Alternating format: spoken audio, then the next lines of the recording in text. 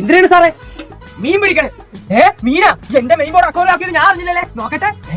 എടോ, ഞാൻ fuse cut ചെയ്യാ, നിങ്ങൾ കൃത്യമായി ബില്ല് അടക്കുന്നില്ല. അയ്യോ സാറേ, ഒന്നും ചെയ്യില്ലേ സാറേ, ഞാൻ ബില്ല് അടക്കാം. എങ്കിൽ വേഗം നമ്പർ പറ. 96 33 15 80 90. ഇതേത് നമ്പർ? ഇതാണ് എന്റെ ഫോൺ നമ്പർ. എടോ, തന്റെ കൺസ്യൂമർ നമ്പർ പറയാൻ. അയ്യോ സാറേ, കുസുമത്തുമായിട്ട് ഞാൻ കമ്പനിയില്ല. സാറിന് നിർബന്ധമാണെങ്കിൽ ഞാൻ നമ്മുടെ സരസുവിന്റെ നമ്പർ തരാം. ഞാൻ കട്ട് ചെയ്യാൻ പോവാ. അങ്ങനെ കട്ട് ചെയ്താൽ അങ്ങനെ ശരിയാവും. ഇന്ന് നേരം വെളുത്തപ്പോ മുതൽ ഉച്ച വരെ ഞങ്ങളുടെ വീട്ടിൽ കറണ്ടേ ഇല്ല. ഷെഡോ, അത് താഴത്തെ ജംഗ്ഷനിൽ ഒരു പീസ് കെട്ടാണ്ടായിരുന്നു.